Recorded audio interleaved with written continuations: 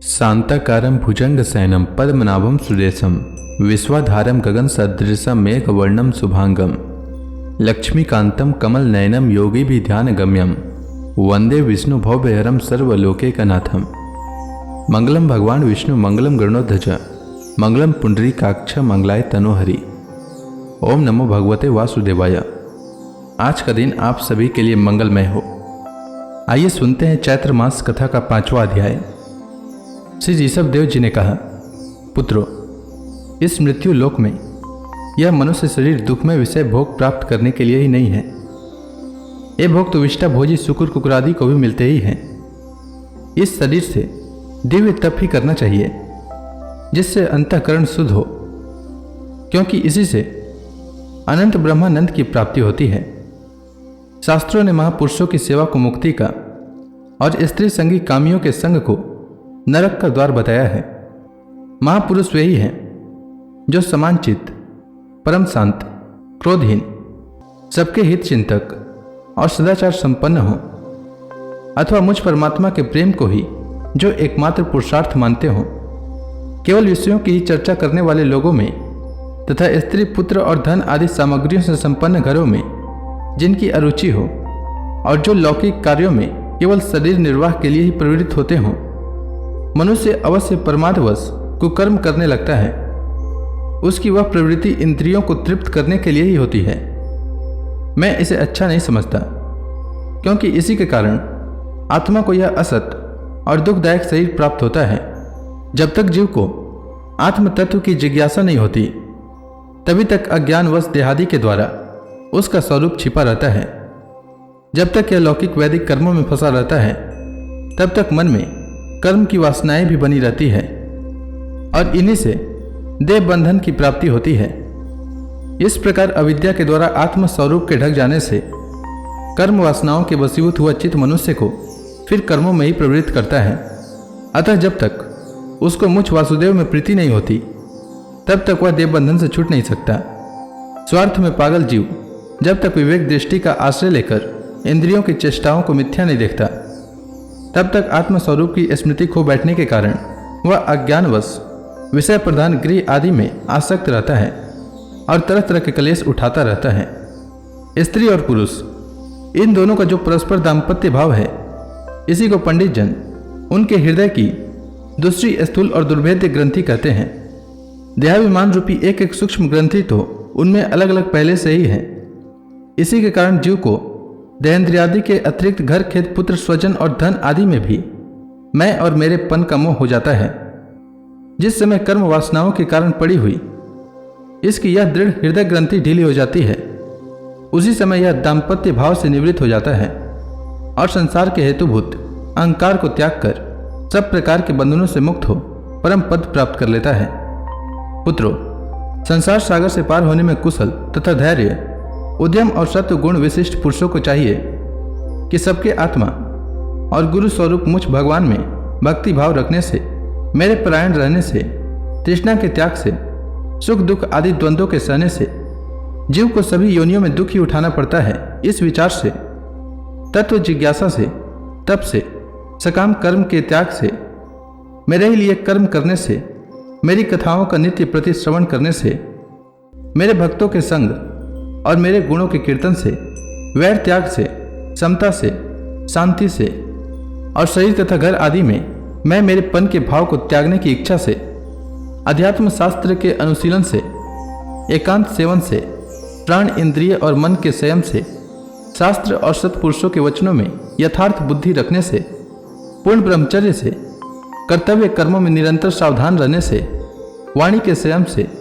सर्वत्र मेरी ही सत्ता देखने से, अनुभव ज्ञान सहित तत्व विचार से और योग साधन से अहंकार रूप अपने लिंग शरीर को लीन कर दे।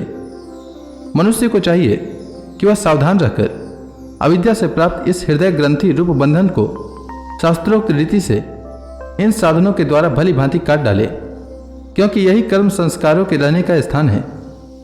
तदंतर साधन का भी परित्याग कर दे। जिसको मेरे लोक की इच्छा हो अथवा जो मेरे अनुग्रह की प्राप्ति को ही परम पुरुषार्थ मानता हो, वह राजा हो तो अपनी अबोध प्रजा को, गुरु अपने शिष्यों को और पिता अपने पुत्रों को ऐसी ही शिक्षा दे।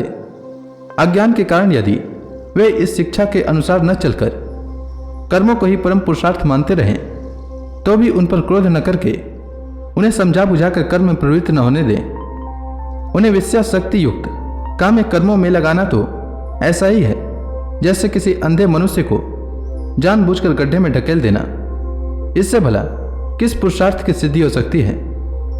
अपना सच्चा कल्याण किस बात में है, इसको लोग नहीं जानते।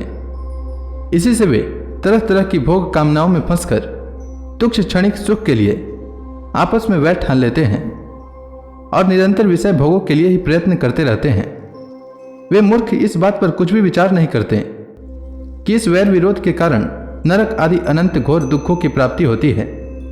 गड्ढे में गिरने के लिए उल्टे रास्ते से जाते हुए मनुष्य को जैसे आंख वाला पुरुष उधर नहीं जाने देता, वैसे ही अज्ञानी मनुष्य को अविद्या में फंसकर दुखों की ओर जाते देखकर कौन ऐसा दयालु और ज्ञानी पुरुष होगा जो जानबूझकर भी उसे उसी राह पर जाने दे या जाने के लिए प्रेरणा करे। जो अपने प्रिय संबंधी को भगवत भक्ति का उपदेश देकर मृत्यु की फांसी से नहीं छुड़ाता, वह गुरु गुरु नहीं है, स्वजन स्वजन नहीं है, पिता पिता नहीं है, माता माता नहीं है, इष्ट देव नहीं है और पति पति नहीं है। मेरे इस अवतार शरीर का रहस्य साधारण जनों के लिए बुद्धिगम्य नहीं है। शुद्ध सत्व ही मेरा हृदय है और उसी में धर्म की स्थिति है। मैंने अधर्म को अपने से बहुत दूर पीछे ढकेल दिया है। इसी से सत्पुरुष मुझे ऋषभ कहते हैं। तुम सब मेरे उस शुद्ध सत्व में हृदय से उत्पन्न हुए हो, इसीलिए मत्सर छोड़कर अपने बड़े भाई भरत की सेवा करो। उसकी सेवा करना मेरी ही सेवा करना है और यही तुम्हारा प्रजा पालन भी है। अन्य सब भूतों की अपेक्षा वृक्ष अत्यंत श्रेष्ठ है, उनसे चलने वाले जीव श्रेष्ठ हैं और उनमें भी कीट आदि की अपेक्षा ज्ञान युक्त पशु आदि श्रेष्ठ हैं। पशुओं से मनुष्य, मनुष्यों से प्रमथगण, प्रमथों से गंधर्व, गंधर्वों से सिद्ध और सिद्धों से देवताओं के अनुयायी किन्नरादि श्रेष्ठ हैं। उनसे असुर, असुरों से देवता और देवताओं से भी इंद्र श्रेष्ठ हैं। इंद्र से भी ब्रह्मा जी के पुत्र दक्ष आदि प्रजापति श्रेष्ठ हैं। ब्रह्मा जी के पुत्रों में रुद्र सबसे श्रेष्ठ हैं। वे ब्रह्मा जी से उत्पन्न हुए हैं, इसीलिए ब्रह्मा जी उनसे श्रेष्ठ हैं। वे भी मुझसे उत्पन्न हैं और मेरी उपासना करते हैं, इसीलिए मैं उनसे भी श्रेष्ठ हूँ।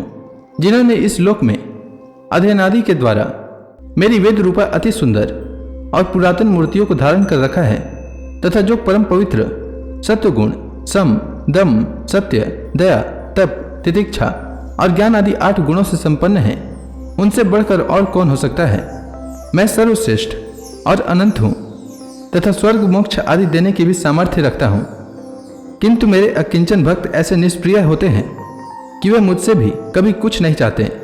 फिर राज्यादि अन्य वस्तुओं की तो वे इच्छा ही कैसे कर सकते हैं। पुत्रों, तुम संपूर्ण चराचर भूतों को मेरा ही शरीर समझकर शुद्ध बुद्धि से पद पद पर उनकी सेवा करो। यही मेरी सच्ची पूजा है। मन, वचन, दृष्टि और अन्य इंद्रियों की चेष्टाओं का साक्षात फल मेरा इस प्रकार का पूजन ही है। इसके बिना मनुष्य अपने को महामोह में कालपास से छुड़ा नहीं सकता। श्री सुखदेव जी कहते हैं, राजन, ऋषभ देव जी के पुत्र यद्यपि स्वयं ही सब प्रकार सुशिक्षित हैं, तो भी लोगों को शिक्षा देने के उद्देश्य से महाप्रभावशाली परम सुहृद भगवान ऋषभ ने उन्हें इस प्रकार उपदेश दिया। तो इसी के साथ यह अध्याय समाप्त हुआ। इसके आगे की कथा मैं कल के अध्याय में सुनाऊंगा। तब तक के लिए भगवान हरि का नाम लेते रहें। तो प्रेम से बोलिए भगवान विष्णु की जय, श्री कृष्ण भगवान की जय, समस्त देवी देवताओं की जय।